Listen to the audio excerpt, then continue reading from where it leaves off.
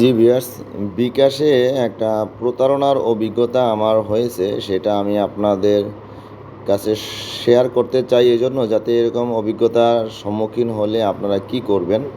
যেহেতু অনলাইনে পেমেন্টের ক্ষেত্রে বিকাশ, নগদ, রকেটে যথেষ্ট প্রতারণার শিকার মানুষজন হচ্ছে। আমার সাথেও এরকম একটা অভিজ্ঞতা হয়েছে। আমি সেটা আপনাদেরকে জানিয়ে দিচ্ছি এজন্য যাতে আপনারাও সাবধান হতে পারেন। প্রথমত যে কাজটা করবেন, যদি কেউ আপনাদেরকে বিকাশে কোনো নাম্বার থেকে কখনো ফোন দিয়ে বলে যে আমার টাকাটা আপনার নাম্বারে ভুলে চলে গেছে, আমাকে টাকাটা ফেরত দেন, অথবা আপনি একটু বিকাশের দোকানে যান, সেখান থেকে আমার টাকাটা ফেরত দেন, আপনি পরে ব্যালেন্স চেক করেন।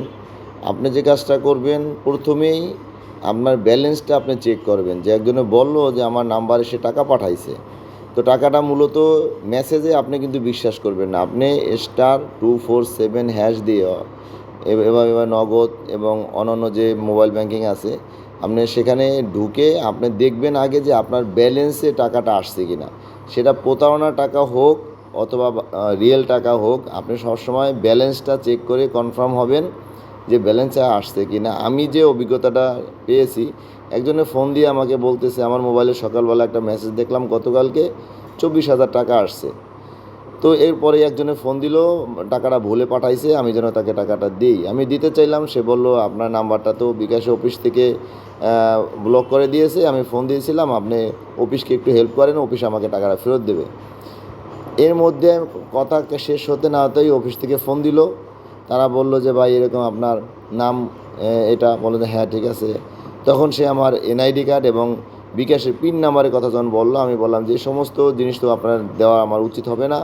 আপনি যদি বিকাশ অফিসের লোক হয়ে থাকেন, আমার তো এনআইডি কার্ড আপনাদের কাছে দেওয়া আছে। কেউ ভুলে টাকা পাঠাইলে আপনি অফিস থেকে তাকে ফেরত পাঠাই দেন। তো বললো যে না, আপনি যদি তথ্য দিয়ে সহায়তা না করেন, আপনার নাম্বারটা ব্লক করে দেওয়া হবে। আমি বলছি ঠিক আছে, ব্লক করে দেন। পরবর্তীতে আমি মেসেজ চেক করে দেখি যে এটা একটা ফেক মেসেজ, অর্থাৎ মিথ্যা মেসেজ। সে প্রকৃতপক্ষে কোনো টাকা ভুলেও আমার অ্যাকাউন্টে আসে নাই। সে অন্য কাউকে সাথে লেনদেন করছে, সেই লেনদেনের মেসেজটা আমাকে পাঠাইছে। তো সাধারণভাবে হঠাৎ করে একটা মেসেজ দেখলে কিন্তু অনেকে বুঝতে পারেন না, বিশেষ করে মা বোনরা এটা বুঝতে পারে না, চালাকি করে তাদের কাছ থেকে টাকা নিয়ে নেয়। এই জন্য আপনাদেরকে কেউ ফোন দিলে অবশ্যই আগে *247# দিয়ে অনন্য মোবাইল ব্যাংকিং হলে, নগদ হলে, রকেট হলে চেক করবেন আপনার ব্যালেন্সে টাকাটা আসছে কি না।